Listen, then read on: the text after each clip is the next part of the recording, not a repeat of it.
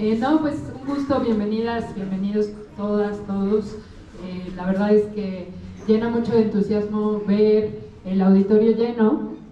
Yo concretamente, en realidad quiero hacer una pequeña síntesis sobre pues a qué les estamos invitando, ¿no? Porque les estamos diciendo que queremos que se sumen a Queremos Trabajo Digno, pero ¿qué es Queremos Trabajo Digno? Bueno, Queremos Trabajo Digno es una agrupación de trabajadoras y trabajadores impulsada por militantes del movimiento de trabajadores socialistas y también por compañeras y compañeros independientes.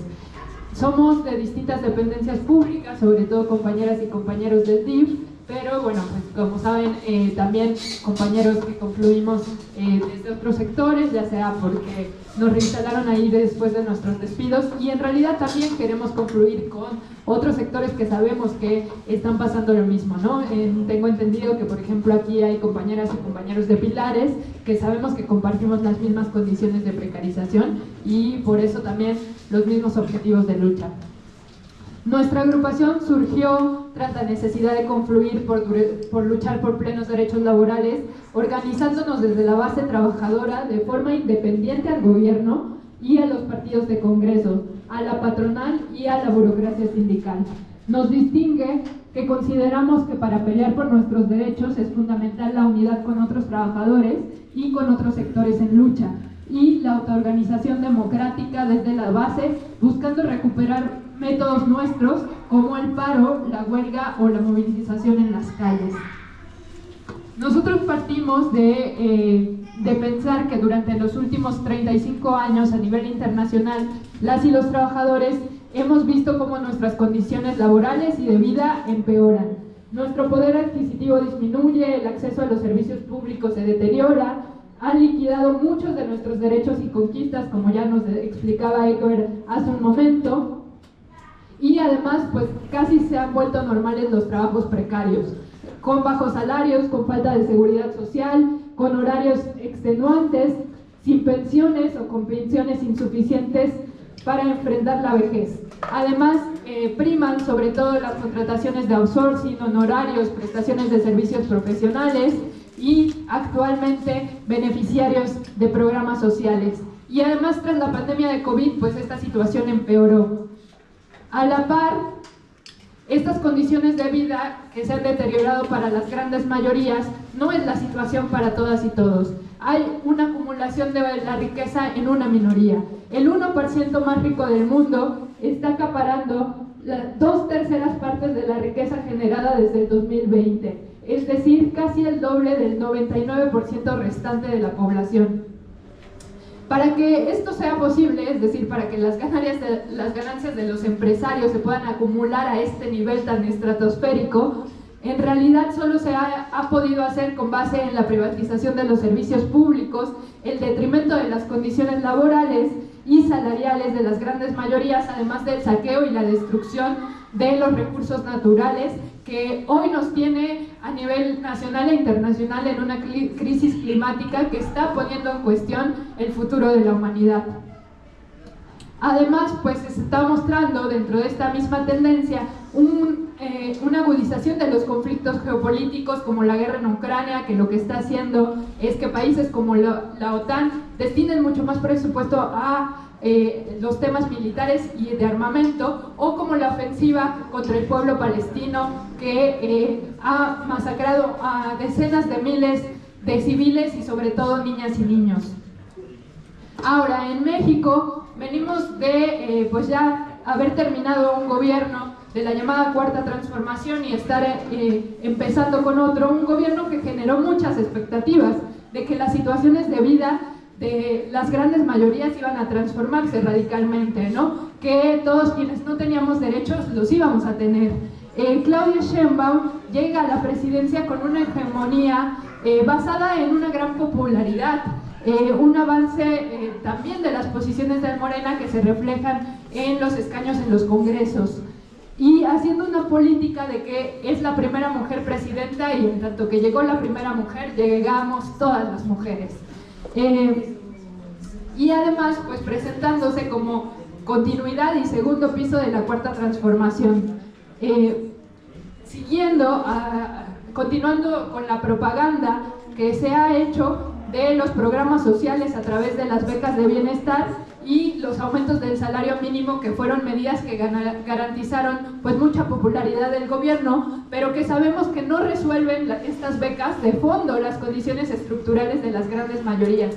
Y además, pues cuestiones como las del salario mínimo no abarcan a las grandes mayorías, por ejemplo, no los abarcan a ninguna de ustedes, ¿no?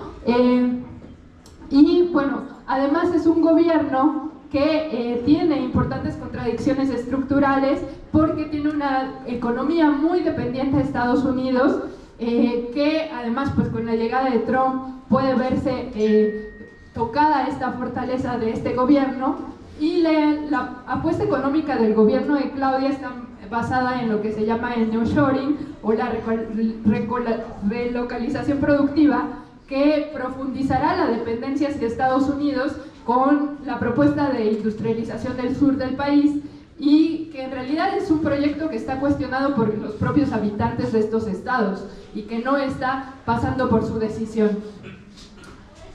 Entre estas contradicciones, pues además está el espiral de violencia que se mantiene en el país, con el crimen organizado y el narcotráfico, el recrudecimiento de la violencia contra las mujeres, que se expresa en el aumento de los feminicidios y las desapariciones, al amparo de haber extendido la Guardia Nacional con roles ahora de seguridad pública, además de su aplicación en las fronteras, que ya cobró la vida de migrantes al inicio de este sexenio, y con asesinatos extrajudiciales como el que recientemente se dio en Chiapas.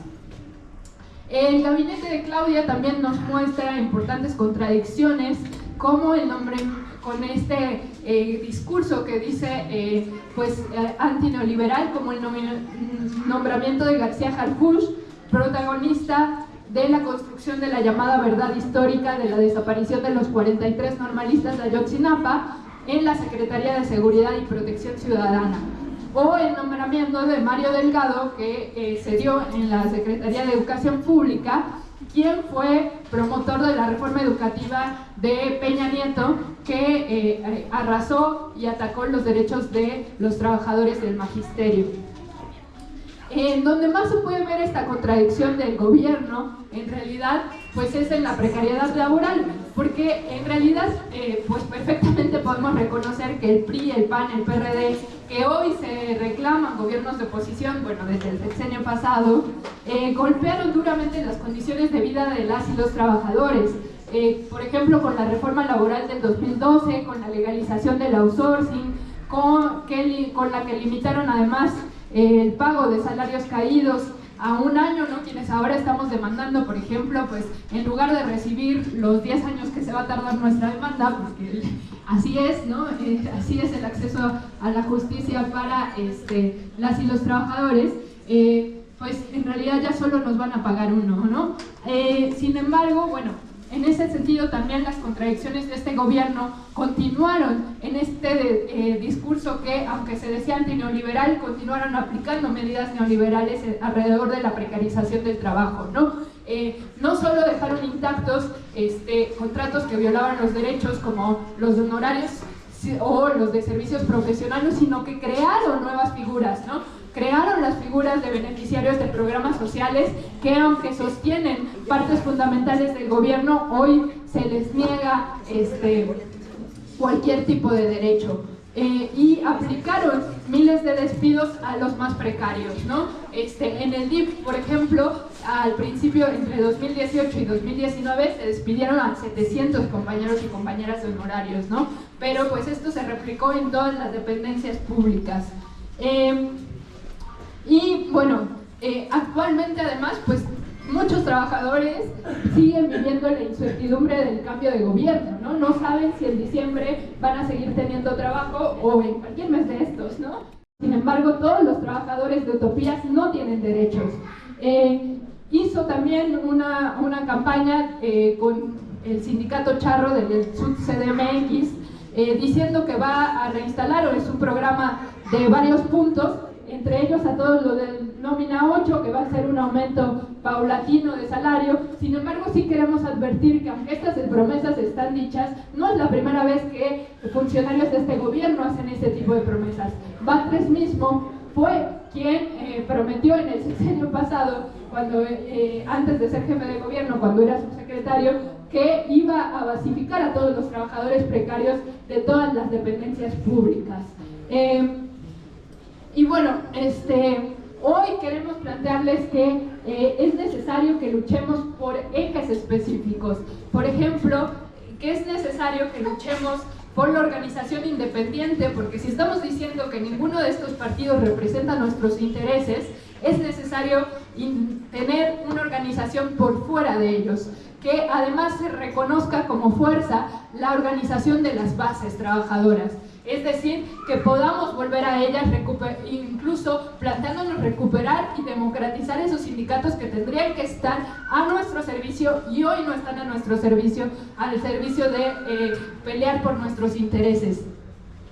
De forma democrática, porque queremos que seamos todas y todos los trabajadores quienes decidamos cómo pelear por este futuro, recuperando nuestros propios métodos, como decía.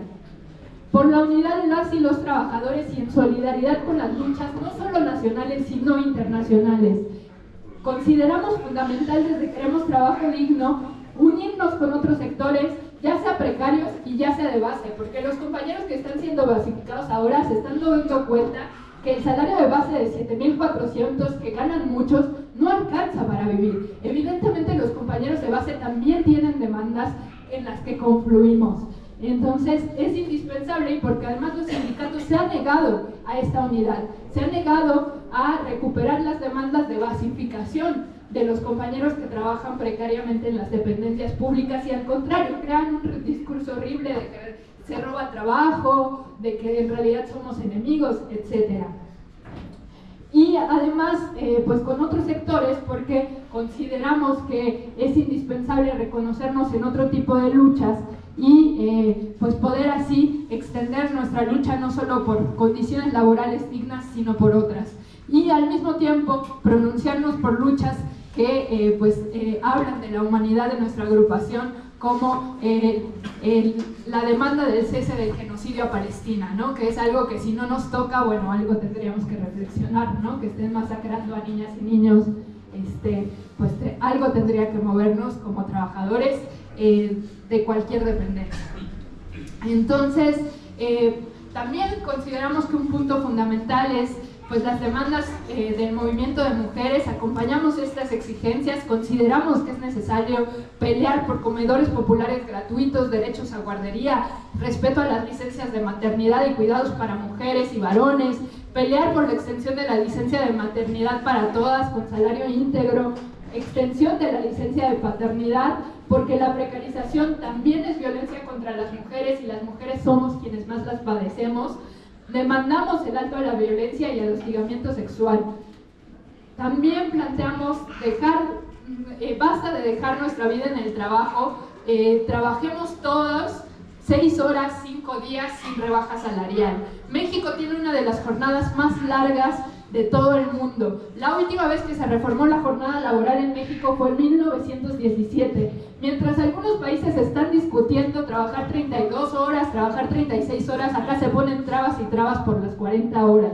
Pero decimos que las 40 horas no son suficientes, porque hay trabajo y porque hay personas que no tienen trabajo. Entonces, que se reparte ese trabajo y que nos dejen en esta jornada mucho más reducida espacio para lo que decía Eckberg, ¿no? Para el ocio, para la recreación, para la formación, para pasar tiempo con nuestras familias, para el arte, para todo aquello que puede surgir de eso, utilizando la tecnología y democratizando esos avances tecnológicos en función de que trabajemos menos y vivamos bien. Pronunciamos también en contra de la deuda pública, porque al final estos gobiernos se han endeudado para poder sostener los programas sociales y al final la deuda pública la vamos a terminar pagando las y los trabajadores. Consideramos que las y los trabajadores tendríamos que decidir sobre el presupuesto, porque el presupuesto que necesitamos es para salud, es para educación, es para cultura y es para que todas y todos tengamos derechos laborales. Nos pronunciamos por la desmilitarización del país, porque mientras nos dicen que no hay dinero para los militares que han aumentado 400 veces su presupuesto en el sexenio pasado y que en este no pinta distinto. nos pronunciamos por eso, por decidir sobre el presupuesto, porque pues los altos salarios siguen manteniéndose mientras nosotros seguimos ganando una miseria. O sea, los grandes funcionarios siguen ganando 120,000, 130,000, etcétera.